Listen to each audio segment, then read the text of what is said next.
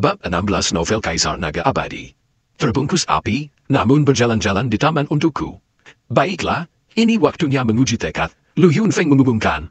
Ada tangga yang terbuat dari batu giok di sebelah kiri Pron.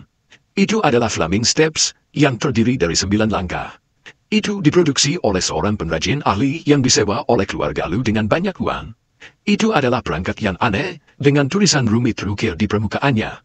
Tulisan di anak tangga akan aktif ketika seseorang menginjaknya. Itu akan mulai memancarkan panas strik yang mengelilingi penantang yang mencoba menaiki tangga. Mirip dengan diselimuti api yang berkobar, orang tersebut harus menanggung rasa sakit dan siksaan karena diselimuti api. Meski apinya tidak nyata, sensasinya tidak berbeda dengan berada di dalam api sungguhan. Terlebih lagi, panas strik semakin kuat di setiap langkah. Untuk tes ini adalah kompetisi antara siapa yang bisa bertahan paling lama, dan siapa yang bisa naik ke anak tangga tertinggi. Secara alami, semakin lama dan tinggi langkah yang bisa dilakukan seseorang menunjukkan kemauan yang lebih kuat. Izinkan aku pergi dulu. Seorang junior keluarga Lu berusia sekitar 16 tahun berjalan menuju Flaming Steps. Saat pertama kali dia melangkah ke tangga, seberkas sinar besar langsung muncul dari sana, memancarkan sinar merah menyala. Ekspresi wajah pemuda itu berubah drastis. Dia tampak kesakitan, tapi dia segera menertakan giginya dan mengambil satu langkah lagi ke tingkat kedua, yang diikuti oleh satu langkah lagi ke tingkat ketiga. Pada saat itu, dia berhenti dan mulai berjuang melawan rasa sakit karena diselimuti api. Namun, tubuhnya mulai bergetar hanya dalam 10 tarikan napas. Wajahnya sangat pucat dan berkerut. Jelas sekali bahwa dia menanggung siksaan yang sangat berat. 10 napas lagi berlalu. Tidak mampu lagi menahan panas, dia berteriak dan melompat dari Flaming Steps. Luli, langkah ketiga, 20 napas. Lu Yunfeng mengumumkan. Kemudian, junior keluarga Lu maju satu persatu untuk mengikuti tes. Namun, kebanyakan dari mereka bertahan di sekitar langkah ketiga dan keempat, dan hanya bertahan sekitar 20 hingga 30 napas. Izinkan saya untuk mencoba. Lu Chuan berjalan. Dia melirik Lu Ming dan mencibir sebelum menaiki tangga. Langkahnya cepat saat ia mencapai langkah kelima tanpa ada tanda-tanda berhenti. Kemudian, dia berhenti di anak tangga kelima dan berdiri di sana selama 52 tarikan napas. Hal ini mengejutkan banyak orang. Seperti yang diharapkan dari kakak laki-laki Lu Yao. Meskipun saudara perempuannya memiliki bakat yang setara, saudara laki-lakinya juga tidak kalah hebatnya. Untuk benar-benar bisa bertahan di langkah kelima selama 52 tarikan napas. Duan Muking memuji. Haha, putusan Duanmu suka memuji secara berlebihan, teriak tetua cabang pertama.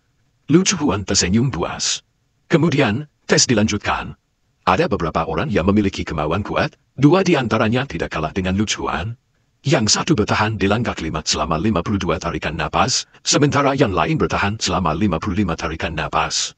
Namun, tidak ada yang berani menantang langkah ke-6. Segera, hanya Lu Yao dan Lu Ming yang tersisa di Pron. Lu Yao melirik Lu Ming dan mendekati Flaming Steps. Pada saat itu, pandangan semua orang terfokus pada Lu Yao. Ada banyak sekali harapan yang diberikan pada Lu Yao. Semua orang ingin melihat seberapa kuat tekadnya. Mereka yang memiliki bakat luar biasa mungkin tidak memiliki kemauan yang kuat. Lu Yao dengan hati-hati melangkah ke langkah pertama, dan dengan cepat naik ke langkah kedua. Selangkah demi selangkah, dia naik ke langkah ke-6 sekaligus, tanpa ada tanda-tanda akan berhenti. Mencapai langkah ke-6 berarti dia telah melampaui orang lain. Semua orang menahan napas dan fokus padanya. Namun, Lu Yao tidak berhenti. Dia mengambil satu langkah lagi dan naik ke tingkat ke-7. Lu Yao sebenarnya naik ke langkah ke-7. Benar-benar mengesankan. Mari kita lihat berapa lama dia bisa bertahan. Kerumunan mulai membuat prediksi. Namun, jawabannya segera datang kepada mereka. 86 napas. Lu Yao bertahan di anak tangga ke-7 selama 86 napas sebelum dia turun dari tangga. Mengesankan, sungguh mengesankan. Lu Yao tidak hanya diberkahi dengan bakat luar biasa, tetapi dia juga memiliki kemauan yang kuat. Dia benar-benar garis yang dikaruniai oleh para dewa. Memang, itu adalah langkah ke-7, yang tidak bisa dibandingkan dengan langkah-langkah di bawah ini. Orang-orang di kerumunan itu berdiskusi dengan intens. Lu Yao tanpa ekspresi saat dia berbalik dan berjalan pergi, seolah apa yang baru saja dia capai tidak berarti apa-apa. Ketika dia melewati Lu Ming, ada ekspresi jijik di matanya. Apakah kamu melihat itu? Itulah perbedaan di antara kami. Suara lembutnya bergema di telinga Lu Ming. Apakah begitu? Anda sebaiknya mengingat kata-kata itu. Bibir Lu Ming menyeringai saat dia berjalan menuju Flaming Steps. Dia melampaui batasnya sendiri. Tetua cabang pertama mencibir di tribun utama. Menurutmu berapa langkah yang bisa dinaiki Lu Ming?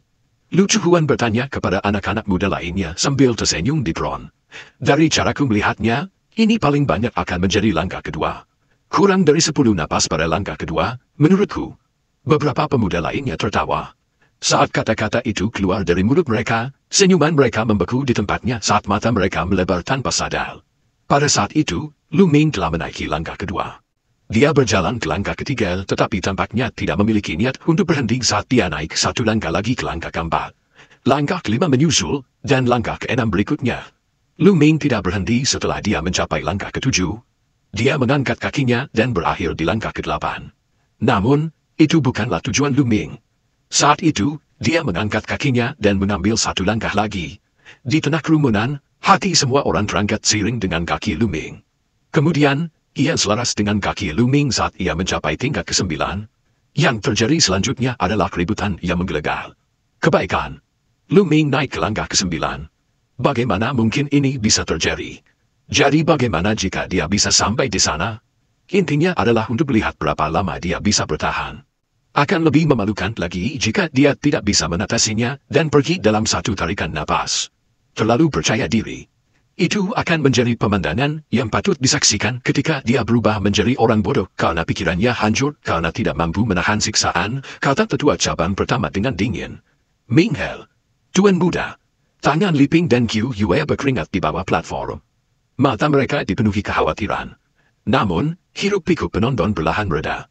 Itu karena 10 napas telah berlalu. Lu Ming sebenarnya bertahan di langkah ke-9 selama 10 napas tanpa turun. Jelas sekali, 10 napas itu hanyalah permulaan. Waktu perlahan berjalan. 20 napas, 30 napas. 100 napas telah berlalu dengan cepat, tetapi Lu Ming masih tetap berada di puncak. Sosok rampingnya berdiri tegak di anak tangga ke-9, seperti sebilah pisau tajam. Kerumunan itu terdiam. Saya yakin pikirannya sudah runtuh. Mungkin dia mati sambil berdiri. Tetua cabang pertama mencibir. Namun, pada saat itu, Lu Ming tersenyum. Lu Yao, apa yang kamu katakan itu benar, inilah perbedaan antara kamu dan aku. Suaranya bergema dari jauh. Kata-katanya tidak hanya seperti tamparan di pipi tetua cabang pertama, tetapi juga merupakan tamparan di pipi Lu Yao. Kata-kata itu berasal dari Lu Yao hingga Lu Ming. Pada saat itu, Lu Ming telah membalasnya dengan kebenaran yang pahit. Mata indah Lu Yao berkedip-kedip saat dia menatap Lu Yao, yang berada di atas Flaming Steps. Namun, dia dengan cepat menenangkan dirinya. Lu Ming, kamu telah menjadi sampah sepanjang hidupmu, menderita penghinaan dari orang lain, itu adalah kemauan yang cukup kuat yang telah kamu capai. Namun, ini hanyalah sebuah basis, yang paling penting adalah bakat. Selanjutnya akan saya tunjukkan, perbedaan sebenarnya antara Anda dan saya. Kerumunan tiba-tiba melihat cahaya setelah pidatonya. Setelah memikirkannya, wajar jika Lu Ming, seorang sampah, akan memiliki pikiran yang stabil setelah menderita penghinaan tanpa akhir setelah bertahun-tahun. Jadi begitu. Duan Muking tersenyum. Apakah begitu? Senyuman samar terbentuk di wajah Mulan. Dia menantikan reaksi Duan Muking dan tetua cabang pertama setelah mereka menyaksikan penampilan Lu Ming nanti. Mata Lu Ming tenang saat dia tersenyum lemah di tangga. Seolah sedang berjalan-jalan di taman, dia perlahan menuruni tangga. Baiklah, babak pertama telah berakhir. Lanjut ke babak kedua, pengujian meridian. Siapkan altar pengujian meridian. Tetua cabang kedua mengumumkan. Sekitar 10 pria berotot kemudian mengangkat sebuah altar yang tingginya sekitar 150 cm ke pron. Ada prasasti pada tiang terukir di altar.